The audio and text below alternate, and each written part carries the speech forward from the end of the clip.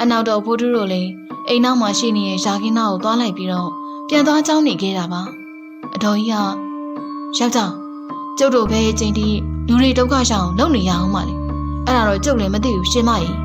ကျုပ်တို့တောင်းဝန်ပေးထားတဲ့အတိုင်းလုပ်ရမှာပဲအဲ့ဒီတောင်းဝန်ကမပေးသေးဘူးလားယောက်ျားကြီးဒီဟာလူတွေတော်တော်များများလဲကျုပ်တို့စိုက်တဲ့အသီးရွက်တွေကိုစားပြီးတော်တော်များများနာမကျန်းဖြစ်နေကြပြီတော့ခုကနာမကျန်းဖြစ်နေုံလေဒါလို့ဆိုကျုပ်တို့ဒီဟာလူတွေမကုန်မချင်းအပြက်ရှင်းနေရမှာလားတော့အဲ့ဒီသဘောပဲပေါ့မိမရလူသားတွေမျိုးတုံးသွားမှကျုပ်တို့စက်ရုပ်တီဒီရွာမှာနေခွင့်ရှိမှာ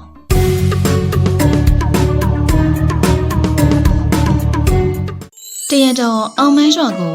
မိသားစုတစုကအထုပ်ကြီးထုံးငယ်ဆဲပြီးပြောင်းရွှေ့လာခဲ့ကြတာပါတားလေးပြည့်ရန်တူတဲ့ကလေးငယ်ကအဖေတားတို့နေရမယ့်အိမ်ကိုမရောက်သေးဘူးလားရောက်တော့မှတားရဲ့ရွာထဲကိုနည်းနည်းထပ်ဝင်လာရင်ရောက်ပြီအဲ့ဒါနဲ့အမေဖြစ်သူကဘာလို့လဲတားရဲ့ငါသားကပင်မနေမလားမပင်မမအောင်မေရဲ့တားတို့ကပင်မတက်တဲ့သူတွေမှမဟုတ်တာအင်းမသားရဲ့အဲ့လိုဆိုလဲဂရုစိုက်ပြီးတော့လမ်းရှောင်ဟုတ်ကဲ့မေရွှာလန်းတနေရာနာရောက်မှာတော့ရှေ့ကနေလာနေတဲ့ဖိုးထူးတို့ဘွဲနဲ့တိုးတော့တာပါဟာဦးလေးတို့အတော်ပိုးနေနေပါလားကျွန်တော်တို့ရွာကိုခုမှပြောင်းလာတဲ့သူတွေနဲ့တူတယ်ဟုတ်တယ်ကွမင်းတို့လေးတွေကရောဒီရွာကပဲလားဟုတ်တယ်ဗျဦးလေးတို့ကခုမှပြောင်းလာတာဆိုတော့တခုခုကူညင်လိုရရင်ကျွန်တော်တို့ကိုခေါ်ခိုင်းလို့ရရင်နော်ကျွန်တော်တို့အဖွဲ့နာမည်ကဖိုးထူးတို့အဖွဲ့ပါအော်ဟုတ်ကဲ့ပါဒါဆိုဦးလေးတို့ခွင့်ပြုပါဦးဦးလေးကသွားတော့မလို့လားဗျသွားတော့မှာပေါ့ဟဲ့ဦးလေးတို့ကထုတ်ကြီးထုတ်ငယ်နေဦးဒါဆိုကျွန်တော်တို့ဦးလေးတို့နေမယ့်နေရာတိလိုက်ပို့ပေးပါမယ်ဟုတ်တယ်ဗျဟိုကျွန်တော်တို့အာမနာပါနဲ့အိမ်နိုင်ရရောက်လိုက်ပို့ပေးပါမယ်ရပါတယ်တော့အကြီးတို့သိနိုင်ပါတယ်မဟုတ်တာပဲကြီးကတရားရဲသားချင်းနေဖြစ်တော့မှာပဲဒါလောက်တော့ကုညီပေးရမှာပေါ့ဒါနဲ့ခုကဗမာနေမှာလဲအလဲပိုင်းမှာပါโอเคလေးရတယ်ကျွန်တော်တို့လိုက်ပို့ပေးမယ်ဒီလိုနဲ့ဖိုးထူးတို့လည်းအဲ့ဒီမိသားစုစီကနေထုတ်တွေယူလိုက်လို့ရှေ့ကနေထွက်သွားခဲ့တော့တာမိဝိုင်းကလာမောင်းလေးမမတို့နောက်ကိုလိုက်ခဲ့ကြည့်ဟုတ်ကဲ့မမဦးလေးကြီးနဲ့ဒေါ်ကြီးကတော့ဆက်စုစိန်လေးတွေဖြစ်တဲ့ဖိုးထူးတို့အဖွဲ့ကိုမှင်သက်ရင်သူတို့နောက်ကနေလိုက်သွားခဲ့တော့တာအိမ်ရှိကိုရောက်မှာတော့ဖိုးထူးတို့၃ယောက်တောင်အထုပ်တွေကိုကြက်ရှိမှကြားလိုက်တော့တယ်ဖိုးထူးကဦးလေးတို့နေမယ့်အိမ်ကဒီအိမ်မဲမဟုတ်လားဟုတ်တယ်ကွမင်းတို့ဖေကကြောက်တောင်ဘာမှမပြောရသေးဘူးတန့်သိတာပဲနော်သိတာဗောဗျအလဲပိုင်းဆိုလွတ်နေတယ်ကဒီအိမ်တိမ်မဲရှိရလေအော်အဲ့လိုကိုဦးလေးတို့ထုတ်တွေကိုကုတယ်ပေးလို့ကျေးဇူးပါပဲကွာရပါတယ်ဦးလေးရဲ့နောက်လေအကူကြီးတစ်ခုလိုအပ်ခဲ့ရင်ကျွန်တော်တို့အချိန်မီခေါ်နိုင်နော်ဟုတ်ပါပြီဗျာမင်းတို့လေးတွေကရမ်းကိုဖော်ရတာပဲဖော်ရတယ်ဆိုတာတက်ကျွန်တော်တို့ရှောင်းကိုပြောင်းလာတဲ့သူတွေကိုအခက်အခဲမရှိစေချင်တဲ့သဘောပါဗျအေးကွာဘယ်လိုပဲဖြစ်ဖြစ်ကျေးဇူးတင်ပါတယ်ရပါတယ်ဗျမောင်လေးနောက်ရက်ကျရင်အတူတူဆော့ဖို့အတွက်မမတို့လာခေါ်မယ်နော်ဟုတ်ကဲ့မမအဲ့လိုဆိုတားကိုလာခေါ်လဲနော်ဒါပေါ့မမတို့လာခေါ်မယ်နော်ဟိုအထုပ်တွေလည်းအိမ်ရှိတီချပြီးပြီဆိုတော့တို့တွေအိမ်ပြန်ကြတော့မလားငါဘိုက်စာနေပြီဟာဒီဝက်ပေါက်ကတော့လေအချိန်မြင့်ဘိုက်စာနေရောတာပဲလာပြန်ကြမယ်အနောက်တော့ဖိုးထူးတို့လည်းအဲ့ဒီမိသားစုကိုနှုတ်ဆက်ပြီးထွက်လာခဲ့လိုက်ကြတယ်ဦးလေးကြီးကလာရှင်မအိမ်ထဲကိုမြင်ဝင်ကြမယ်တားလေးရောခုချက်ချင်းအိမ်ထဲကိုဝင်စမ်းနောက်ဆိုဒီကလေးနဲ့လုံးဝမပေါင်းနဲ့ကြားလားဘာလို့လဲပြည့်တားကတငယ်ချင်းရသွားသူပြောနေတာပြောမနေနဲ့သူတို့နဲ့အဖေတို့ကလူချင်းတူကြတာမဟုတ်အဲ့ဒါကိုငါသားတတိယအောင်အဲ့လိုပြောပြီးတော့ဦးလေးကြီးကထုတ်တွေကိုဆက်ပြီးရှေ့ကနေအိမ်ထဲကိုဝင်သွားခဲ့တော့တာဟုတ်တယ်သားလေးမင်းဖေပြောသလိုပဲနောက်ဆိုလေအဲ့ဒီကလေးတွေနဲ့လုံးဝမပေါင်းနဲ့ကြားလားဟာအမေတို့မတရားဘူးသားလေးတို့လိုပဲနေလို့မရဘူးလားမရဘူးသားလေးရဲ့လာအိမ်ထဲကိုဝင်ကြမယ်ဒါလိုနဲ့အဲ့ဒီတော်ကြီးလေးသူကလေးကိုခေါ်ပြီးတော့အိမ်ထဲကိုဝင်သွားခဲ့တော့တာရန်တရက်ပဲကြာပြီးနောက်တော့အောင်မဲရွာမှာယောဂဆန်တစ်ခုပေါ်လာခဲ့တော့တယ်အဲ့ဒီယောဂကအနာဘူးတွေထွက်နေပြီးနေမကောင်းဖြစ်တာပါခုလေရွာသားတွေအကုန်လုံးကအဲ့ဒီယောဂကိုဘယ်လိုနည်းနဲ့ဖြေရှင်းကြမယ်ဆိုတာသိရဖို့အတွက်တကြီးအိမ်ကိုရောက်နေခဲ့ကြတယ်ဦးလေးကြီးတယောက်ကကဲမောင်ကြိုင်ကျုပ်တို့ရွာမှာပြန်သွားနေတဲ့ယောဂကိစ္စဘယ်လိုဖြေရှင်းမယ်လို့စိတ်ကူထားလဲကျုပ်လေအဲ့ဒီယောဂရင်းမြစ်ကဘယ်ကနေစဖြစ်တယ်ဆိုတော့စုံစမ်းနေပါတယ်ဗျဒါလိုနဲ့အတော်ကြီးတယောက်ကဝင်ပြောပြန်နေအို့တော့တကြီးစုံစမ်းနေုံနဲ့ပြီမလားတော့ခုအဲ့ဒီယောဂဖြစ်နေတဲ့သူတွေကလေ လုံးဝအရှိမပြောက်ပဲအချိန်ကြာရင်နေမကောင်းဖြစ်နေကြတာတော့တလုံးနဲ့အချိန်ဆွဲနေအဲ့ဒီလူတွေလည်းအသက်ထွက်ရုံရှိတော့မှာဟုတ်တယ်ဗျအတော်ကြီးစကားအဆုံးအကောင်လုံးကဝိုင်းထောက်ကန်ကြတယ်ကာလာသားခေါင်းဆောင်ဖြစ်တဲ့ဖိုးတော်ဟာတကြီးဟိုကြုတ်ပြောမယ့်အကြောင်းအရာသိမသေးကြပါမယ်ပြောချင်နေဗျဘာများလဲမဖိုးတော်ရဲ့ပြောလေဒါလို့ဗျ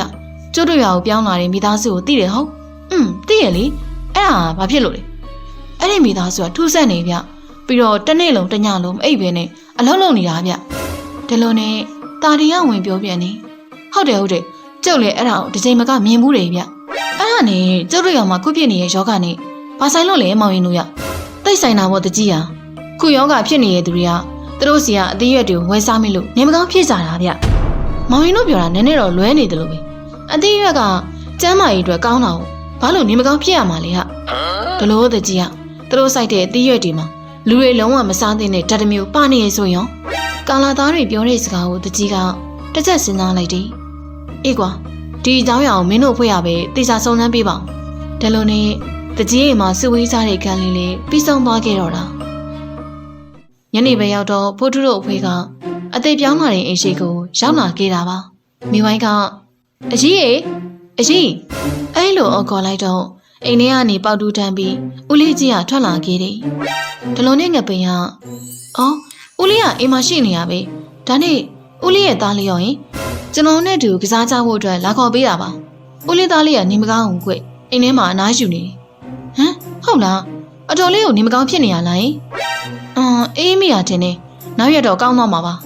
အေးလေအဲ့လိုဆိုလေဘယ်တက်နိုင်မှာမလဲနောက်ရက်မှပဲလာခေါ်ကြတာပေါ့ဒါဆိုသားတို့ပြန်လိုက်ပါအောင်မေဦးလေးအေးကွယ်အေးအဲ့ဒီအချိန်မှာပဲကလေးကအိမ်ထဲကနေထွက်လာခဲ့တာပါဟာမမတို့ရောက်နေရပဲအဲ့လိုပြောပြီးတော့ဖိုးထုတို့နာကိုပြေးလာခဲ့တယ်တုတ်ဘောကညီလေးနေမကောင်းဖြစ်နေရဆိုတက်တာသွားမလားတားကနေမကောင်းဖြစ်ပါဘူးကလေးစကားအကြောင်းဖိုးထုတို့လေအကောင်လုံးအံ့ဩသွားခဲ့ကြတယ်ဦးလေးကြီးကဘာပြောနေရလဲတားရဲ့တားမနဲ့ကပဲပြင်းပြနေကြရလေမေ့သွားမလား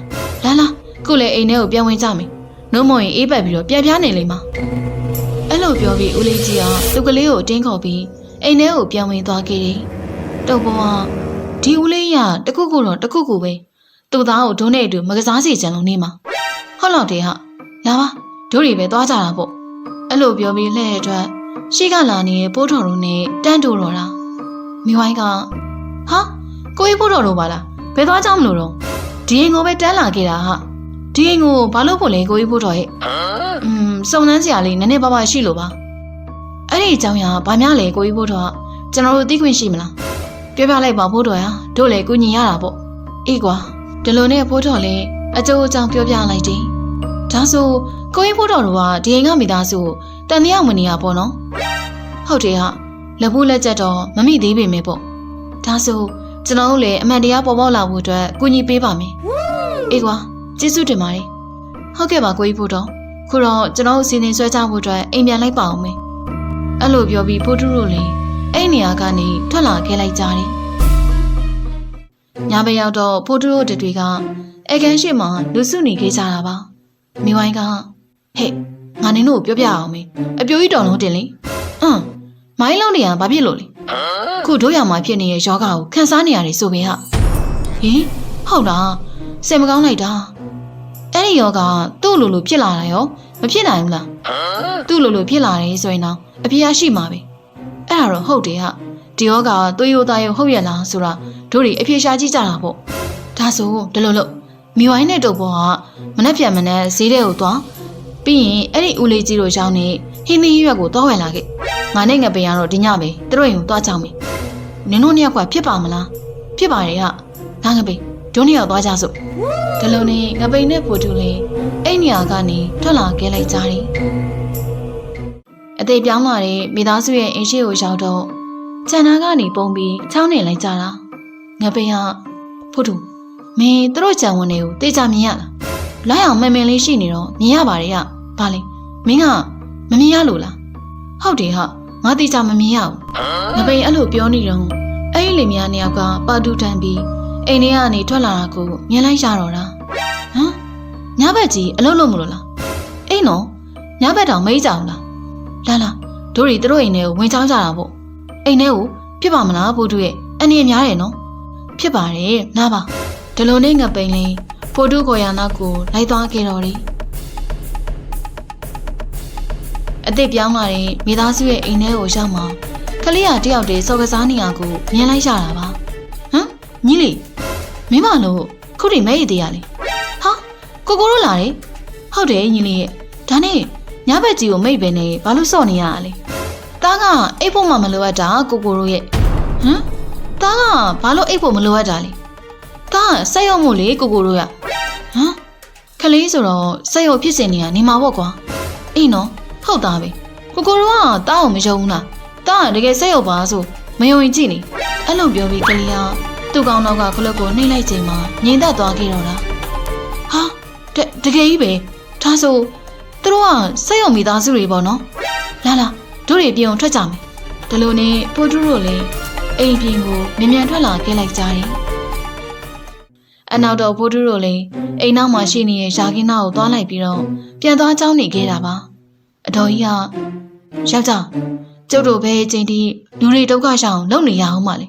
အဲ့ဒါတော့ကျုပ်လည်းမသိဘူးရှင်မကြီးကျုပ်တို့ကိုတာဝန်ပေးထားတဲ့အတိုင်းလုပ်ရမှာပဲအဲ့ဒီတာဝန်ကမပေးသေးဘူးလားယောက်ျားရဲ့ဒီဟာလူတွေတော်တော်များများလဲကျုပ်တို့စိုက်တဲ့အသီးရွက်တွေကိုစားပြီးတော်တော်များများနာမကျန်းဖြစ်နေကြပြီတော့ခုကနာမကျန်းဖြစ်နေုံလေဒါလို့ဆို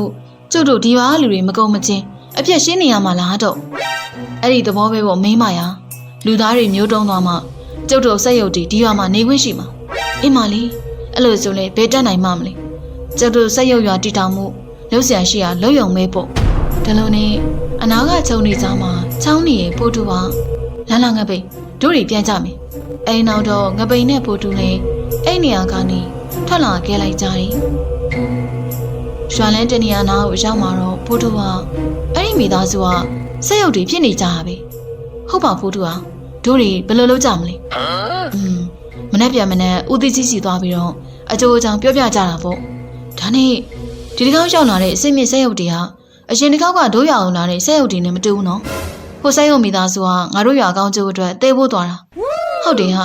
အဲ့တော့ကိုချက်ကြီးခေါ်လိုက်တာလေကိုကဘယ်သူမှမခေါ်ဘဲနဲ့ငါတို့ရွာကိုဖျက်ဆီးဖို့ရောက်လာကြတာပြီးတော့သူတို့မိသားစုကလည်းလူပုံစံမဲဆိုတော့ဘယ်သူမှဆက်ရုံမဲမသိကြတာပဲဟုတ်တယ်ဟာအဲ့ဒါတော်တော်ဆိုးတယ်နောက်နေ့မနေ့ရောက်တော့ပိုးထုတို့အဖွဲ့လေးတကြီးအိမ်ကိုသွားပြီးအကျိုးအကြောင်းပြောပြလိုက်ကြတယ်တကြီးကဟမ်ဒါဆိုကျုပ်တို့ရွာကိုရောက်လာတဲ့မိသားစုကဆက်ရုပ်တွေဖြစ်နေခဲ့တာပေါ့နော်ဟုတ်တယ်ဗျအဲ့ဒီအကြောင်းအရာကိုသားတို့လည်းမနှညအောင်မှသိလိုက်တာပါအေးကွာအသိစောလို့ပေါ့နှုံးမရင်ကျုပ်တို့ရွာတော့မတွေးရစရာပဲခုဆက်ရုံမိသားစုကိုသွားခေါ်ကြတာပေါ့ဟိုသားတို့ကိုကြီးဖိုးတော်တို့ပြောထားပြီးပြီဗျဟေးဟုတ်လားအဲ့ဒီအချိန်မှာပဲဖိုးတော်နဲ့တာတင်ကဆက်ရုံမိသားစုကိုခေါ်ပြီးတကြီးတော်နာကိုရောက်လာခဲ့တာပါဒလုံနဲ့တကြီးကကဲဆက်ရုံမိသားစုကျုပ်တို့ရွာကိုဒုက္ခပေးဖို့ရောက်လာခဲ့တယ်ဆိုတာအမှန်ပဲလားဟုတ်ကဲ့အမှန်ပါပဲကျုပ်တို့မိသားစုကိုခွင့်လို့ပါနောက်မဖြစ်စေရပါဘူးကျုပ်တို့ဒီရွာနဲ့အဝေးဆုံးထွက်သွားမှာပါကောင်းပြီလေမောင်ကြီးပြောသလိုပဲလုပ်တာပေါ့တကြီးသူတို့ဘာမှမလုပ်တော့ဘူးလားတကြီးကသူတို့မှကလေးငယ်လေးပါနေအောင်ဆိုတော့ဒီကတော့အခွင့်အရေးပေးလိုက်မယ်နောက်တစ်ခါခုလိုထက်ပြက်လိုက်ကျုပ်လုံးဝညှာမှာမဟုတ်တော့ပါဘူးကျေးဇူးတင်ပါတယ်တကြီးရဲ့ကျမတို့ခုချက်ချင်းပဲအထုတ်ပြင်ပြီးတော့ထွက်သွားလိုက်ပါမယ်ဒါလို့နဲ့ဆက်ရုံမိသားစုလည်းတကြီးတို့ကိုတောင်းပန်ပြီးအဲ့နေရာကနေထွက်သွားခဲ့တော့တယ်တကြီးကကဲဒီကိစ္စကိုအသေးစိတ်ကအစားစုံစမ်းပြီးတဲ့မောင်ဖိုးထုတို့အဖွဲ့ကိုလည်းဦးလေးကကျေးဇူးထူးတင်ပါတယ်ဗျာဟုတ်တာပဲဦးတကြီးရဲ့သားတို့ရက်ရွာတဲ့ဆိုသားတို့မှာအပြည့်အဝတာဝန်ရှိတာပဲလေဟာအေးပါကွာမင်းတို့အဖွဲ့တွေမျိုးဒီရွာမှာများများရှိရင်ကောင်းတာဟိုနာမကျန်းဖြစ်နေတဲ့သူတွေအတွက်ကရောဦးတကြီးကျုပ်အဲ့ဒီကိစ္စအတွက်မြို့ပေါ်ကဆေးစရာကိုခေါ်ထားပြီးပြီဟာဒီညနေပဲရောက်လာလိမ့်မှာအော်အဲ့လိုကိုဒီလိုနဲ့ပိုးထုတို့လည်းတကြီးကိုနှုတ်ဆက်ရင်ကအဲ့နေရာကနေထွက်လာခဲ့လိုက်ကြတယ်